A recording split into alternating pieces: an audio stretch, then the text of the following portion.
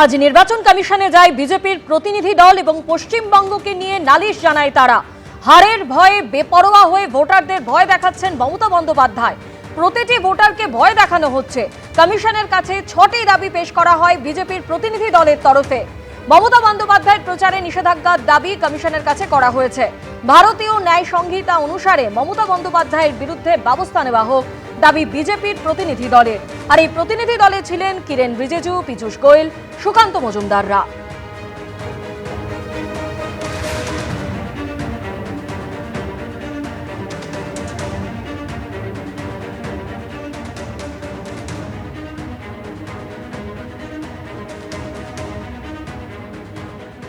বর্তমান পরিস্থিতি, মমতা বন্দ্যোপাধ্যায় হারের ভয়ে যেভাবে তিনি ডেসপারেট হয়ে গেছে, ডেসপারেট হয়ে উনি এখন ভোটারদেরকে ভয় দেখানোর জায়গায় চলে যাচ্ছে। আমরা তার বিস্তৃত বিবরণ ইলেকশন কমিশনের সামনে তুলে ধরেছি। সিচুয়েশন তৈরি করা হবে, ভায়োলেন্স এমন করা হবে যাতে সবাই বাড়ির সামনে ডিক্লারেশন দেয় যে আমি বিজেপি করি না, আমি বিজেপি সাপোর্ট করি না। তো এই ধরনের পরিস্থিতি মমতা বন্দ্যোপাধ্যায় তৈরি করার চেষ্টা করছেন। প্রত্যেকটি ভোটারকে ভয় দেখানো, প্রতিনিয়ত বলা যে ইলেকশন কমিশন তো কদিনের জন্য, আমরাই থাকব।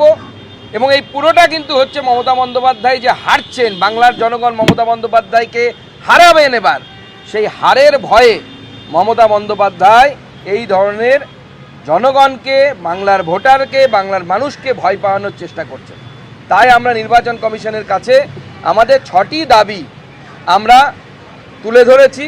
সেই দাবিগুলোতে মমতা বন্দ্যোপাধ্যায়ের বিরুদ্ধে ভারতীয় ন্যায় সংহিতা অনুসারে উপযুক্ত ব্যবস্থা নেওয়া। নির্বাচন কমিশনের কাছে বিজেপির প্রতিনিধি দলের তরফে যে 6 দফা দাবি পেশ করা হয়েছে তাতে বলা হয়েছে হারের ভয়ে বেপরোয়া হয়ে ভোটারদের ভয় দেখাচ্ছেন মমতা বন্দ্যোপাধ্যায়। প্রতিটি ভোটারকে ভয় দেখানো হচ্ছে। আরো বলা হয়েছে মমতা বন্দ্যোপাধ্যায়ের প্রচারে নিষেধাজ্ঞা জারি করা হোক।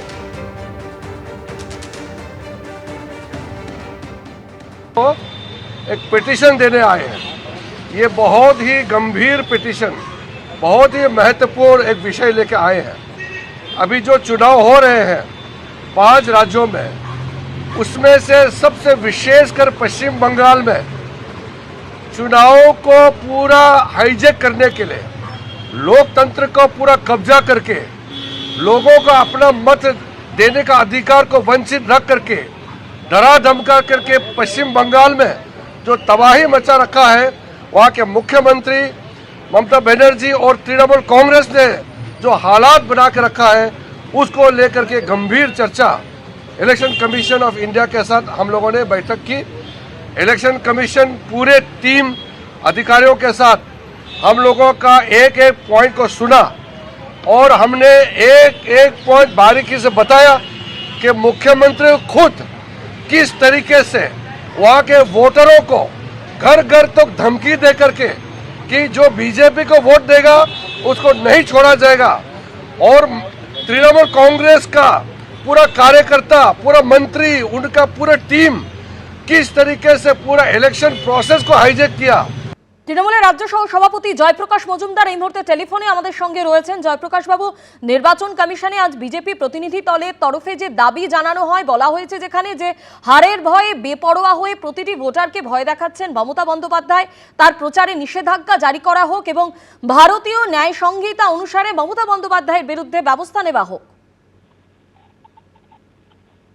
দেখুন, বিজেপির যারা গিয়েছিল আজকে এই প্রতিনিধি দলে, তাদের সকলের রাজনৈতিক অভিজ্ঞতা যদি যোগ করেন বা তাদের জনপ্রতিনিধিত্ব যদি যোগ করেন, তাহলেও মমতা বন্দ্যোপাধ্যায়ের অভিজ্ঞতার থেকে কম হবে। 50 বছর ধরে তিনি ভারতীয় গণতান্ত্রিক পদ্ধতিতে তিনি জনপ্রতিনিধি এবং ভারতবর্ষের রাজনীতিতে আছেন। ভারতবর্ষে আর কারুর মমতা বন্দ্যোপাধ্যায়ের থেকে বেশি অভিজ্ঞতা নেই। আর আজকে ভয় কে পেয়েছে? বিজেপি ভয় পেয়েছে বলে তারা দৌড়ে গেছে যে আমরা চাইছি মমতা বন্দ্যোপাধ্যায় যাতে প্রচারে অংশ না নিতে পারে।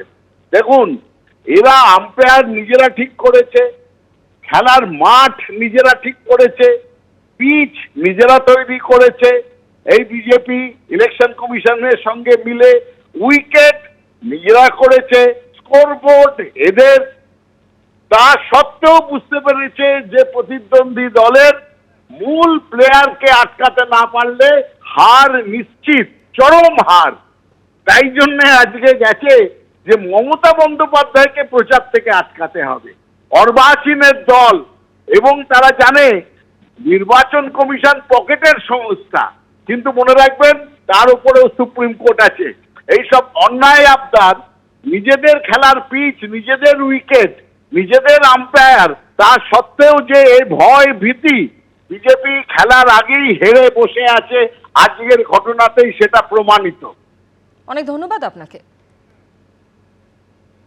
আর মমতা বন্দ্যোপাধ্যায়ের যে প্রতিক্রিয়া নিয়ে কমিশনে নালিশ জানিয়েছে বিজেপির প্রতিনিধি দল, গত 25 তারিখে ময়নাগুড়ির সেই সভায় তৃণমূল নেত্রী কি বলেছিলেন শোনাবো।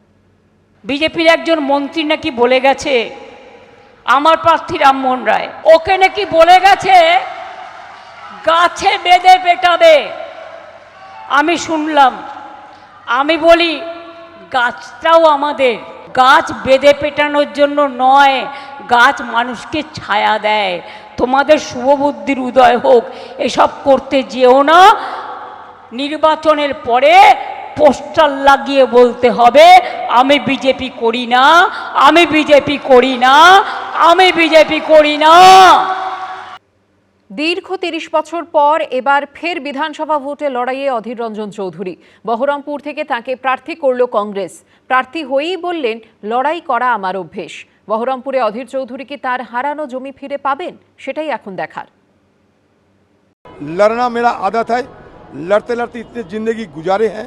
নবাবের জেলায় এখন আক্ষরিক অর্থেই তিনি মুকুটহীন সম্রাট। প্রদেশ কংগ্রেস সভাপতির পদ নেই, নন সাংসদও।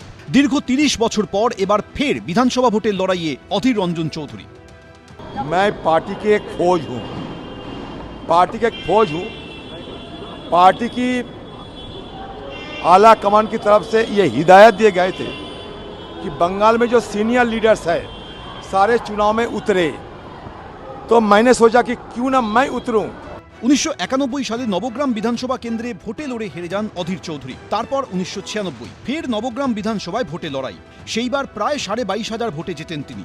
তবে তারপর আর বিধানসভা ভোটে লড়েননি, লড়েছেন শুধু লোকসভা ভোটে। 1996 এর পর 2026, টানা 3 দশক পর আবার বিধানসভা ভোটের ময়দানে। पार्टी की आदेश और हिदायत की मुताबिक मुझे लगा कि जब जोखिम हालात होते हैं तब खुद को पार्टी की सहायता करने के लिए, मदद करने के लिए जमीन पे उतरना एक धर्म होते हैं, मान लीजिए कि राजनीतिक धर्म होते हैं। तो मैं इसलिए पार्टी की हिदायत को मानते हुए चुनाव में मैं भाग लेने, शिरकत करना चाहते थे और एक उम्मीदवार की हैसियत से मैं उतरने की तैयारी भी कर रहा हूँ। বহরমপুরে বারবার অপরাজেয় থেকেছেন অধীর চৌধুরী। তবে তাল কেটেছে 2024 লোকসভা নির্বাচনে, হাতছাড়া হয়েছে ডাবল হ্যাট্রিক। 2019 লোকসভা নির্বাচনে বহরমপুর আসনে তৃণমূল প্রার্থী ইন্দ্রনীল সেনকে 3,56,567 ভোটে হারান অধীর চৌধুরী। পশ্চিমবঙ্গের 42টি আসনের মধ্যে সবচেয়ে বেশি ব্যবধানে জেতেন অধীর চৌধুরী। কিন্তু 2024 লোকসভা নির্বাচনে প্রাক্তন ক্রিকেটার ইউসুফ পাঠানের কাছে 85,000-এর বেশি ভোটে হেরে যান তিনি। যদিও বহরমপুর বিধানসভা কেন্দ্রে এগিয়েছিলেন অধীর চৌধুরী, সেখানে ভোট পেয়েছিলেন 83,000-এর বেশি। বিধানসভা নির্বাচনে এবার তাঁর লড়াই তৃণমূলের নারুগোপাল মুখোপাধ্যায় এবং বিজেপির সুব্রত মৈত্রর সঙ্গে। তবে গড় পুনরুদ্ধারে আত্মবিশ্বাসী অধীর চৌধুরী। लड़ना मेरा आदत है, लड़ते लड़ते इतने जिंदगी गुजारे हैं, इतने उम्र गुजारे लड़ते लड़ते। लड़ना मेरे साथी है और मैं लड़ते जाऊंगा। একসময় মোটর বাইক চেপে গোটা বহরমপুর শহর চক্কর দেওয়া সেই যুবক এখন প্রবীণ নেতা। সময় বদলেছে, বহরমপুর পাল্টেছে, পাল্টাতে হলো অধীর চৌধুরীকেও। তাই লোকসভার ভোটে হেরে এবার বিধানসভার পরীক্ষায় নামতে হলো তাঁকে। অধীর চৌধুরী কি তাঁর হারানো জমি ফিরে পাবেন 2024 থেকে 2026? বহরমপুরবাসী কি অধীরের জন্য অধীর আগ্রহী অপেক্ষা করছিল, নাকি ভুলতে বসেছে তাদের একদা রবিনহুডকে? উত্তর মিলবে চৌঠামে। এবিপি আনন্দ। এবিপি আনন্দ, এগিয়ে থাকে, এগিয়ে রাখে।